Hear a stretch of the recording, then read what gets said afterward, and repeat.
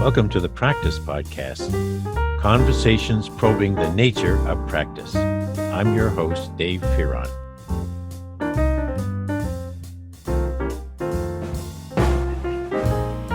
Well, you know that song, Bouncing Ball, I'll come bouncing back to you. Tom, I love coming back to you, and this will probably be our fourth and certainly not our last conversation that we'll record for the Practice Podcast, because you're always on to something. You're about the future, as well as helping people who are your clients take care of their present. Tom is the co-founder and managing partner of Discussion Partner Collaboratives. I got it right. I got it out right, there. Yes, absolutely right. And just as a keen observer of anything. So if you happen to be with Tom, watch out, because he never misses a trick. And let me start with first, before we talk about your new research initiative. How did you get to be such a keen observer? Because I'm not just making it up. You pick out the most important details almost every time I've ever been with you. Well, I think that, I credit my parents with this. My father was a lawyer. My mother was a highly educated teacher of English. Mm-hmm. Columbia, Delphi, Columbia, and my father, Holy Cross and BU Law. But mm-hmm. They were always extremely intellectually curious. Okay. How do things work? Why do they work this way? Why is that person more successful in terms of promoting their interests or causes than somebody else?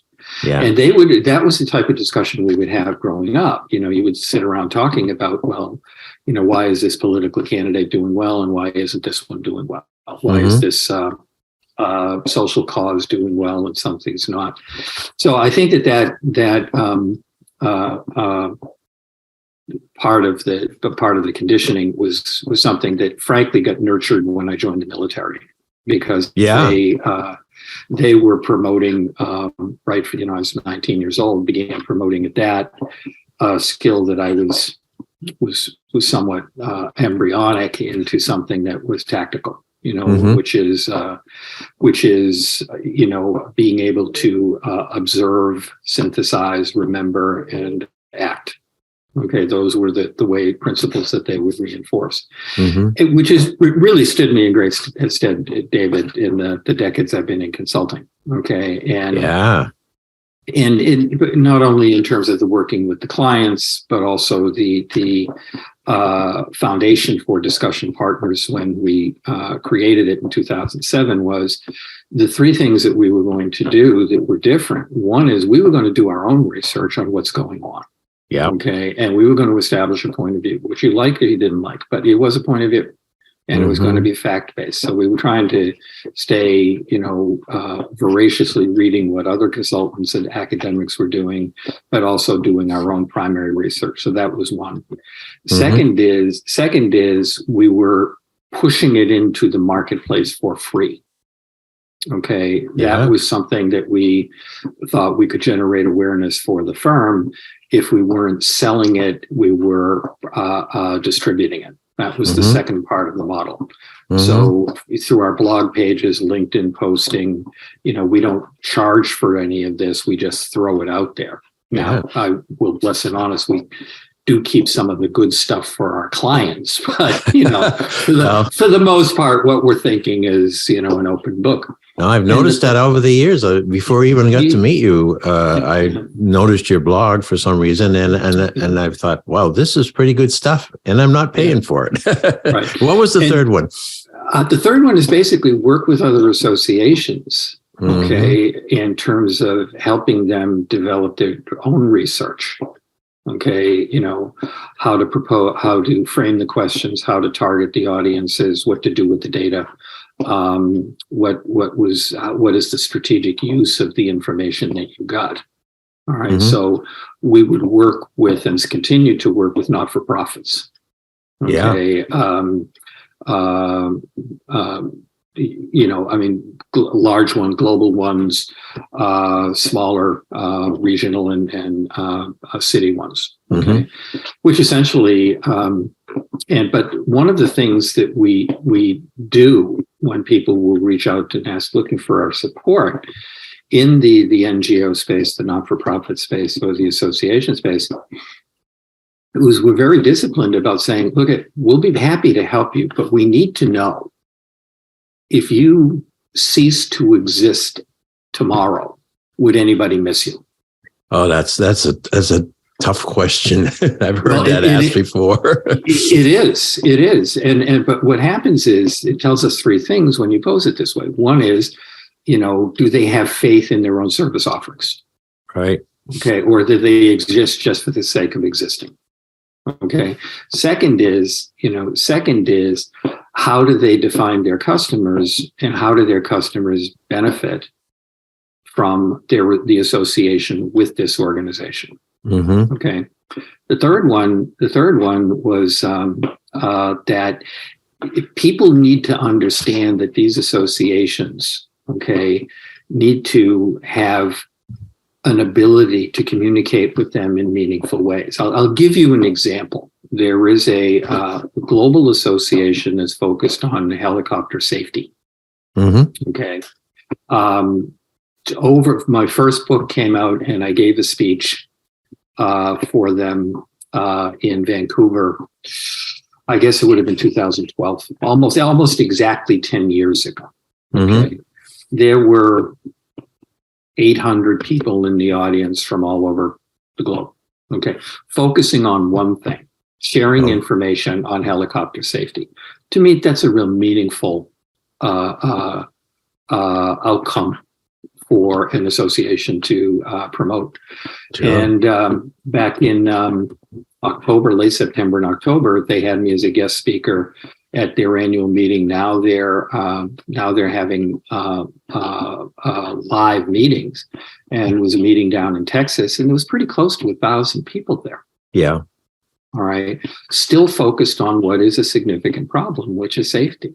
Yeah. And so this organization has a mission that people appreciate.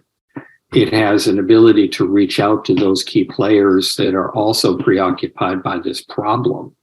And third is they created a meaningful platform by which they can hear supposedly subject matter folks like myself, but also, and more importantly, talk to each other.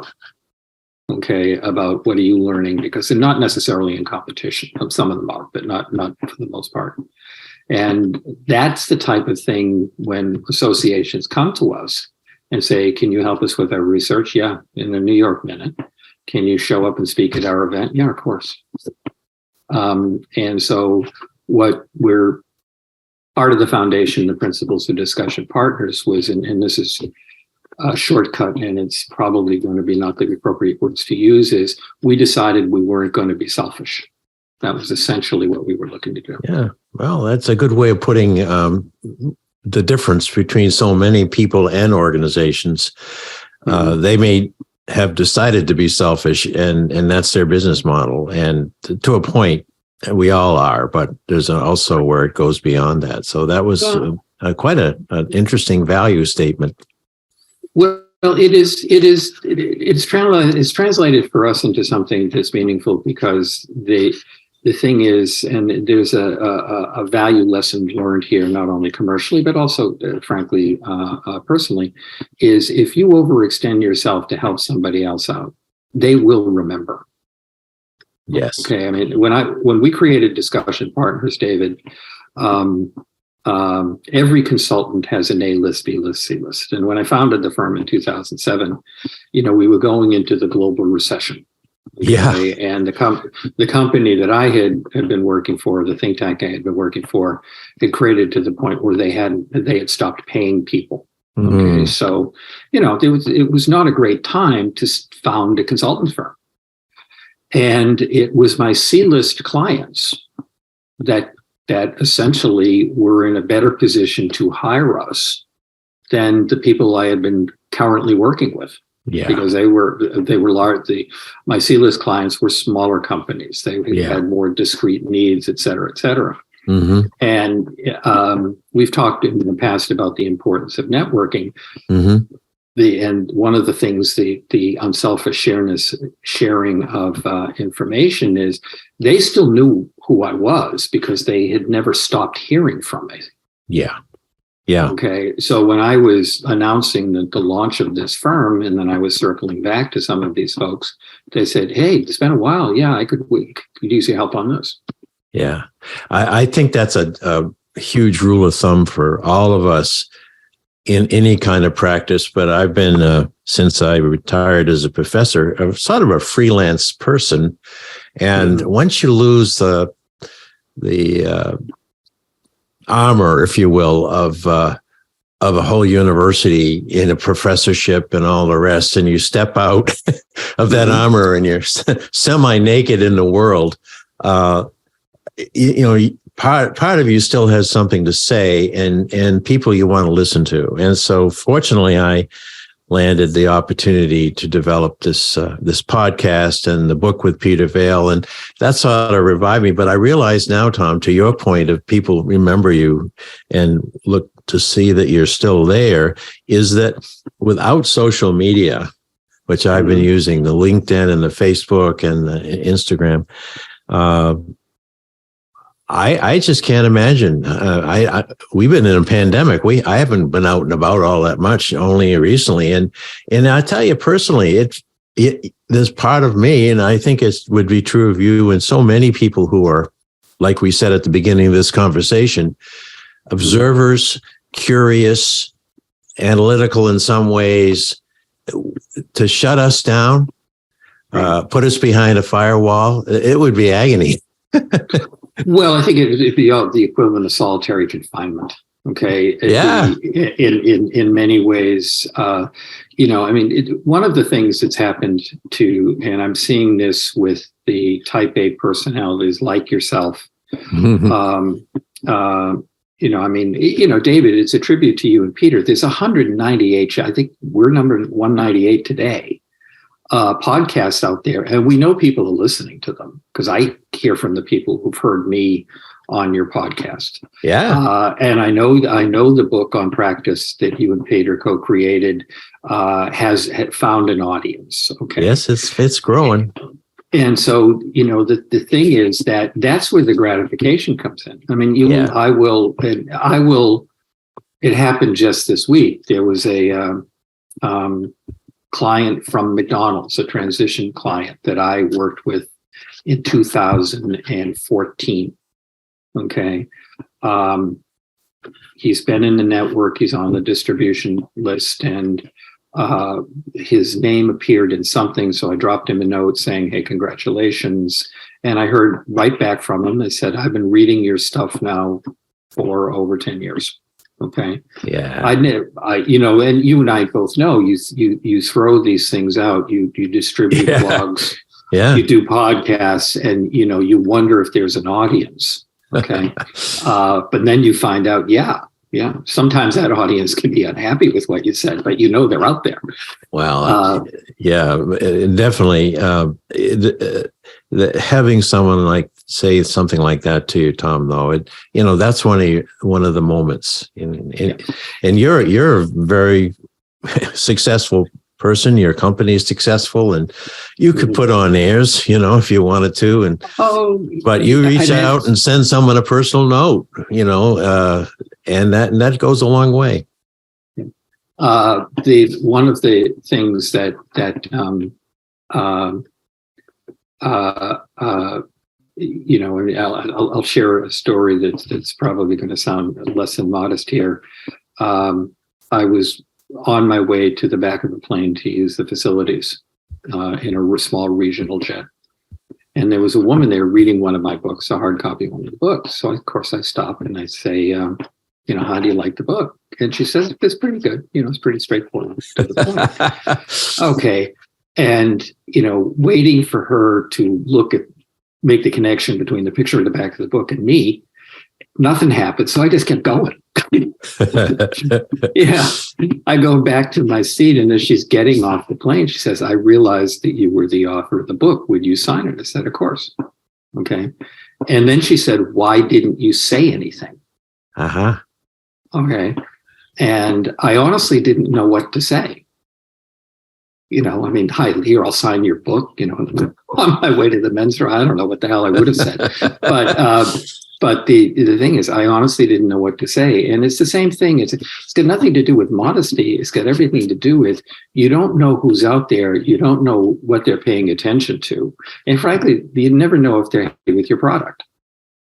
Yeah. But it does lead me to the practice part of this, what you and Peter have been doing, and how it is consistent with what the model for discussion partners constantly doing research is, not knowing if people are reading it or liking it, okay, is not the priority. Doing the research, yeah, okay, and organizing your thinking to have a point of view on this, that is exactly why you continue to do it.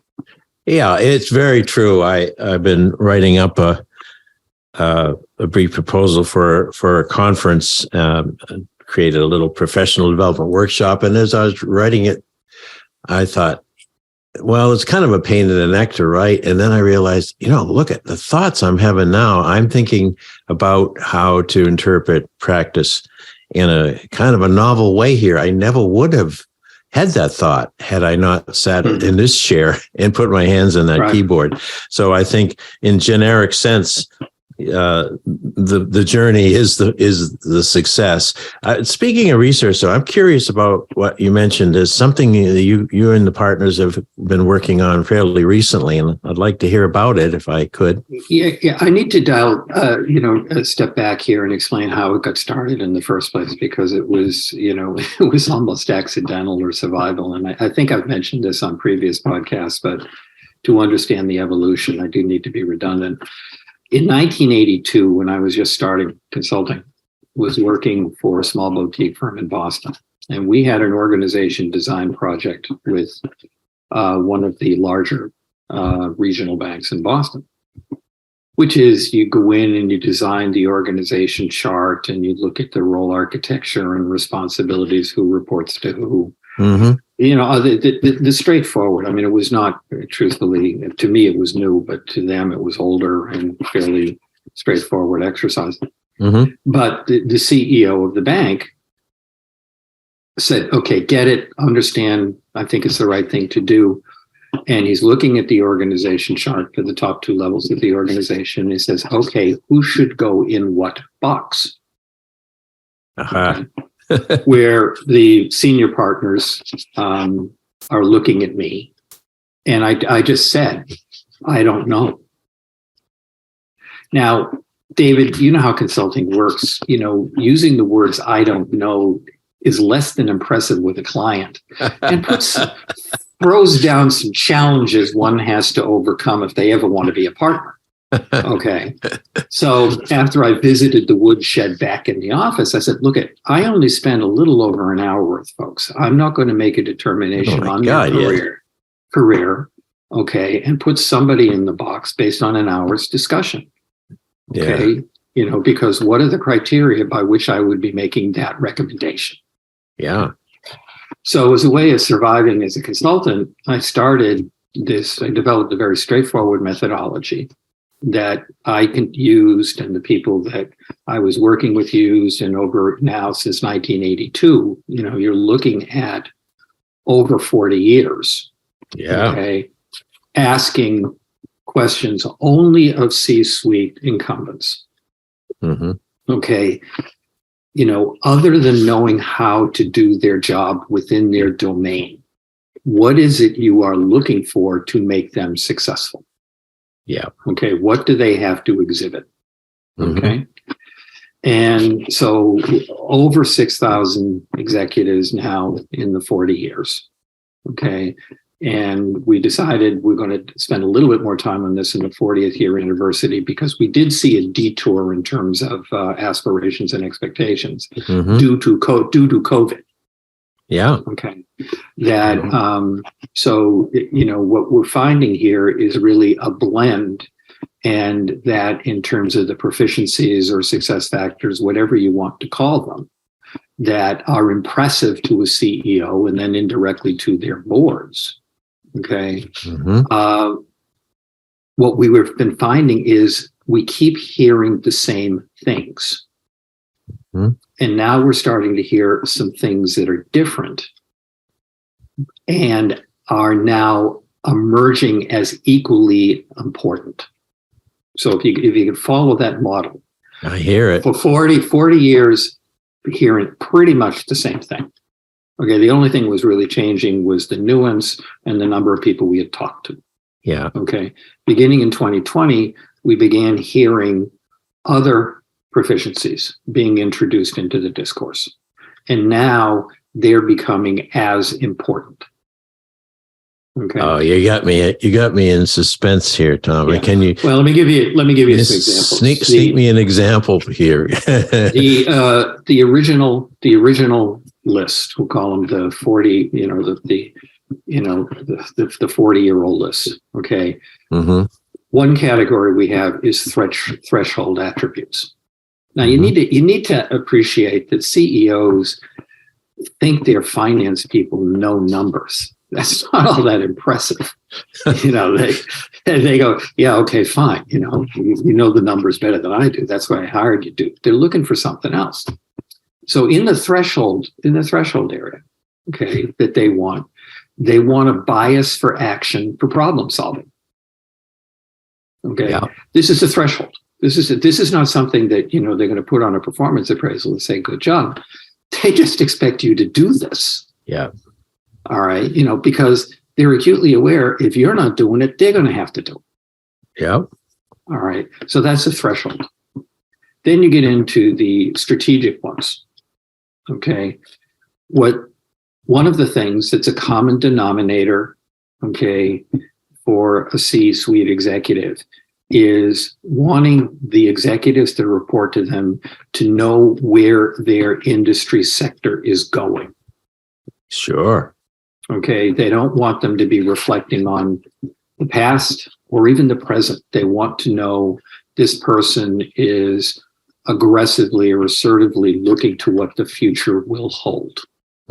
Okay, so in the strategic bucket, as an example, there's others, but as an example, there's the industry trends. Then there's the internal influence to an organization.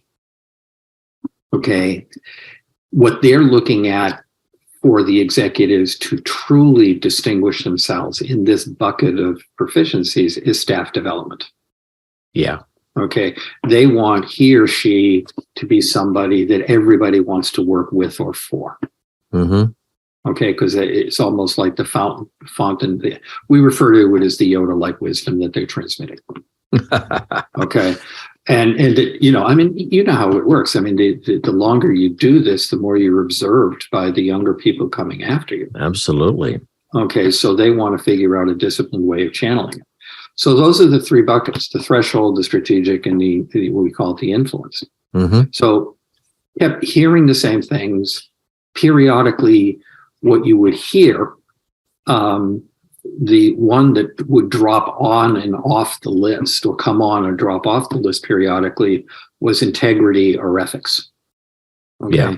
So, and it put it in a position, David, where, you would talk to a CEO and say, well, what about ethics or integrity? He goes, I would never have a dishonest person working with me. Okay. But during the Enron scandal days, they wanted that part of the assessment, to avoid surprises. Yeah. So, you can see where, the circumstances elevates or modifies the placement or even being on the list of a priority. Yeah. By the way, ethics and integrity is on the list now. I was thinking maybe that's a threshold as well. No, it's it went beyond threshold to it's the whole room. Uber priority. Yeah, it's. I think that one of the manifestations of the elections in 2022 is that one of the things that in the commercial sector when you're talking to these people is that you hear them say, people ran out of patience with the politicians trying to convince them the earth was flat. Yeah, I agree with that. And that's how, or that, their votes didn't count. I mean, somehow that we seem to be, it's not totally behind us, but it seems to be on the down cycle. Mm-hmm. So that's what we've been hearing. And what happened is, and we talked about this because it was the topic of the book we wrote during the recession. During the pandemic. And what we had started doing was a parallel piece of research, focused on high potentials. And what we were hearing from the high potentials when we were asking them, what are you looking for from the leaders, when we come out of this mess? What are the behaviors you want to see them exhibit? And right. It was a different list, David. Yeah. It was a different list. It was like everything else we've been hearing for literally 40 years was just presumed. Yeah. Dude needs to be focused on industry trends. They have to have a bias for action for solving problems. They need to be a good staff developer. Yeah, fine, get it. Move on. Now, these are the things that are going to differentiate the person that I want to work for. Mm-hmm. Number one is ability to express be empathetic. Yeah. Hold themselves accountable for their decisions. Don't blame other people. Third is be transparent.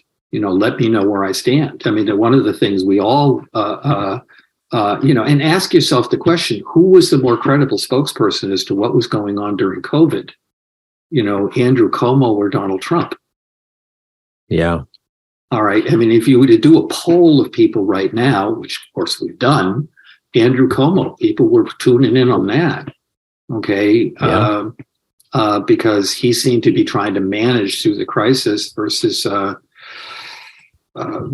President Trump. And I'm not being critical of him as a person. I'm just looking at the difference in terms of styles, in terms of informing folks as to what was going on. Right. And so what they were looking for is the transparency. Transparency went from 0 to 100% expectation here in our mind. I'm actually encouraged to hear that.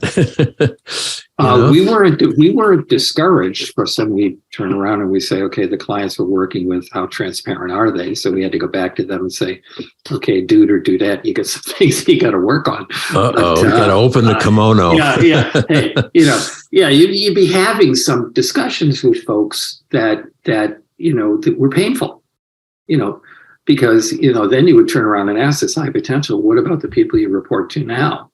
And we had a lot of C- report cards from the people, from the executive, very successful people. But, that now what's happened is they had to go back to school on something that went from nice to have to necessary to have.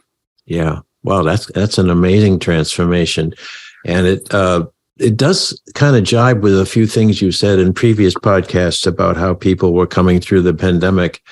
And one of them, which I reinforced, I think, when I reported it, was that they want to have an educative company, a company where everyone is a learner. And if you're not in that transparent openness, let's look at the problems, even if they're ugly, you can't have that kind of system. You're back to the old days where you feed them, like mushrooms. And so that's kind of an interesting set there of more educative, but also leaders who are willing to open themselves up and do a lot of listening.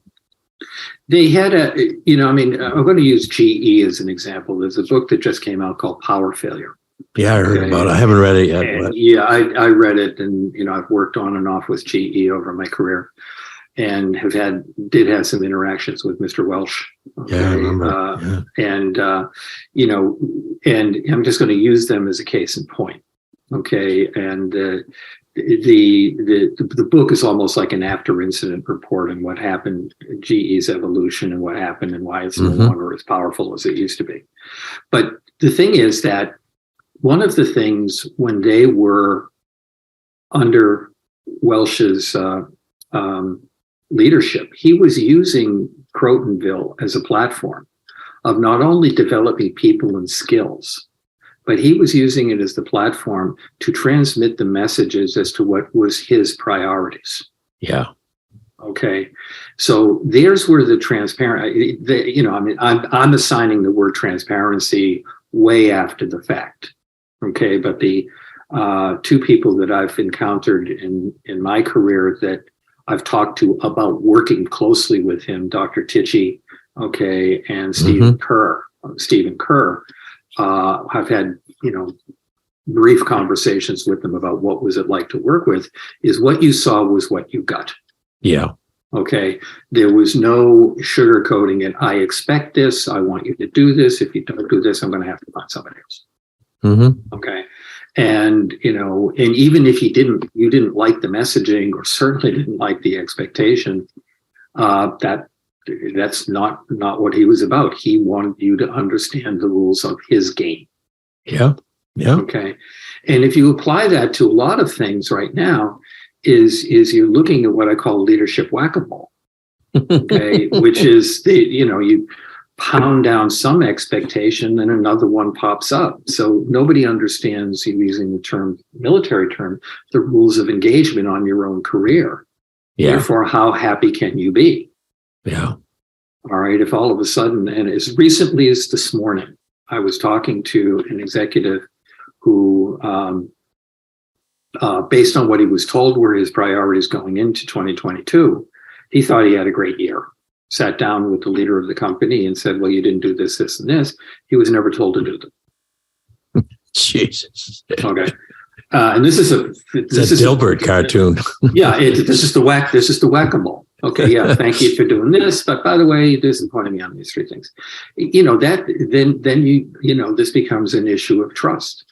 There's a guy, David, that your listeners too should look at. It's Stephen Covey, the man who wrote Seven Habits. 7 Habits. Yeah.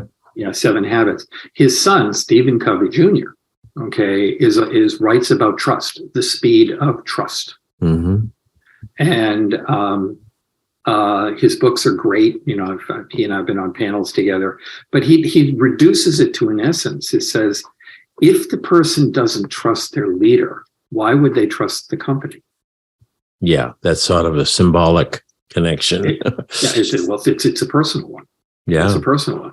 And, as we get into this issue of the great resignation, which is now you're starting to hear the words, the great regret of people who left their jobs and only went to someplace that was worse, or left their jobs and now the economy is shifting and they're having a little bit more difficulty finding it. Yeah. All of those factors are considerations here. But you have to hearken back to what Jack Welch did. Is he was transparent. Okay, he was transparent. You didn't like it, fine. He didn't care. As long as you understood your expectations for him, that was clear. Then you go to Stephen Covey's, right, and Noel Tichy and Stephen Kerr have written about this in terms of not only their experience with Jack Welch, but also their own experience working with other companies.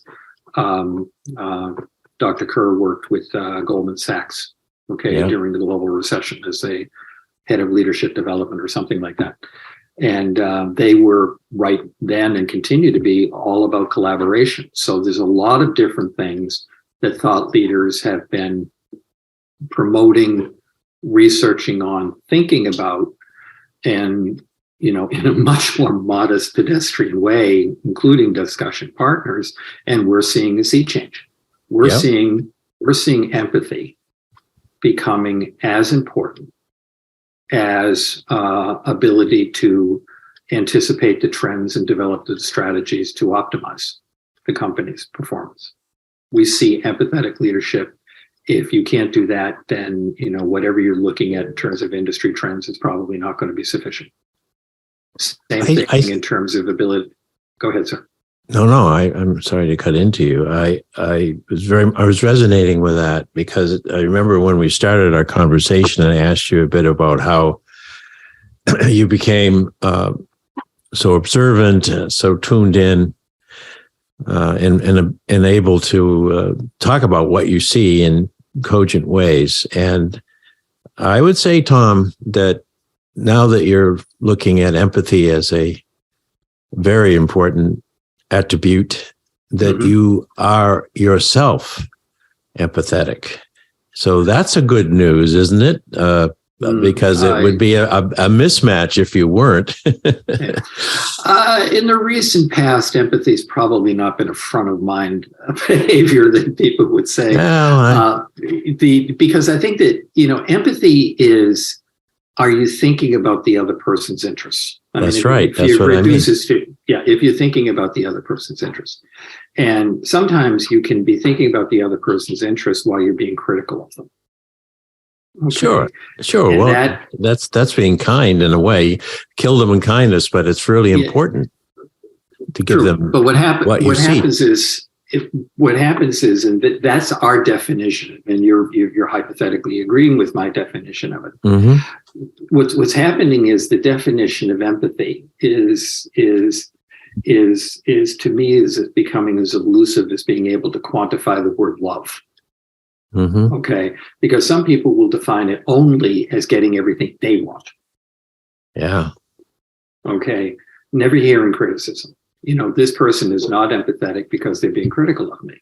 Well, actually, that could be a manifestation of empathy because there's a behavior you need to correct. Yeah.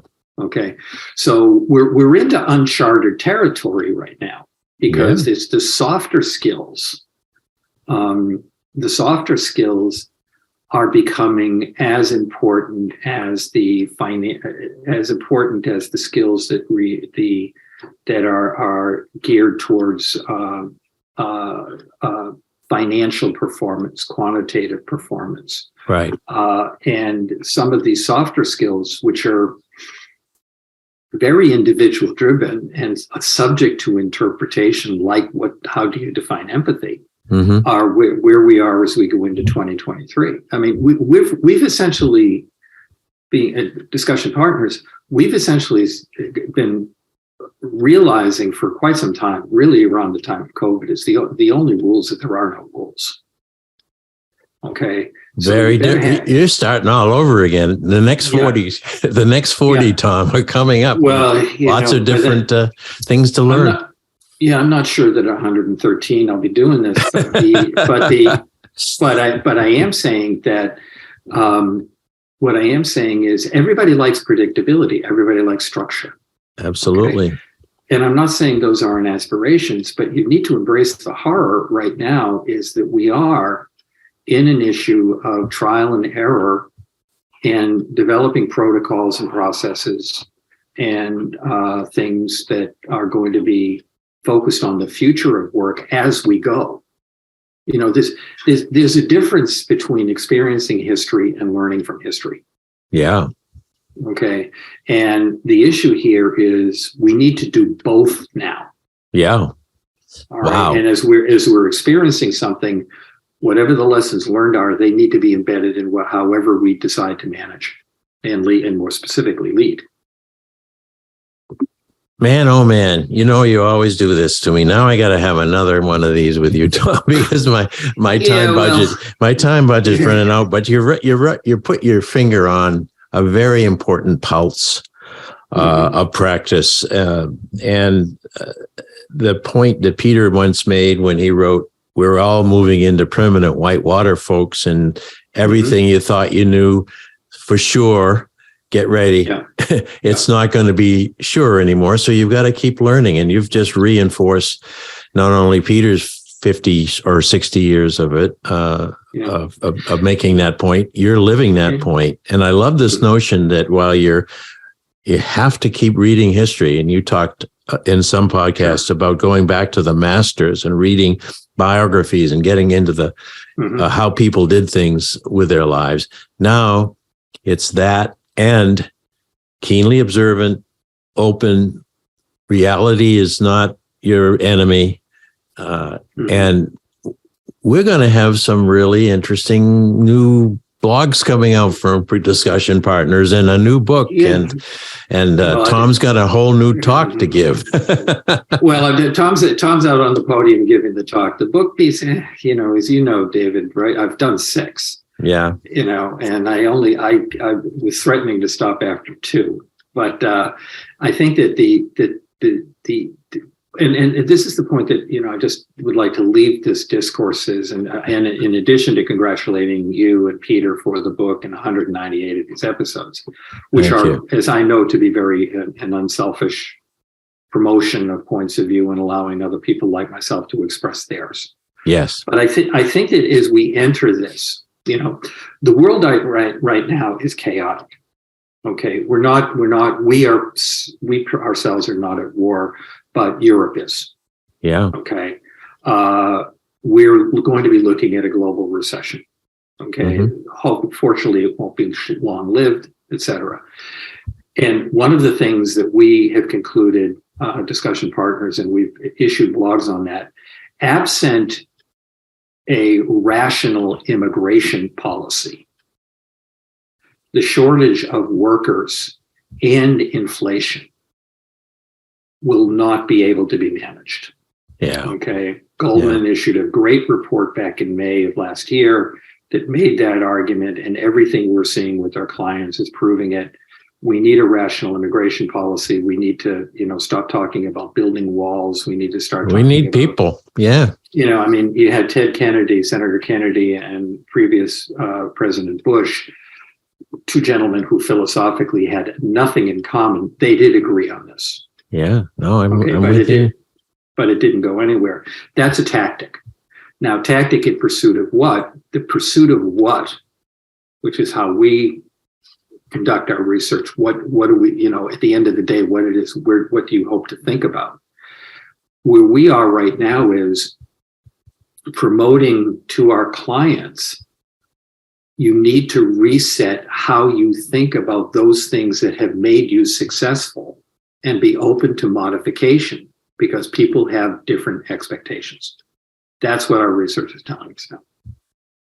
Well, if empathy is as important as staff development, or empathy and transparency is as important as problem solving, you need to open your mind and embrace the horror that your portfolio of skills may need to be updated.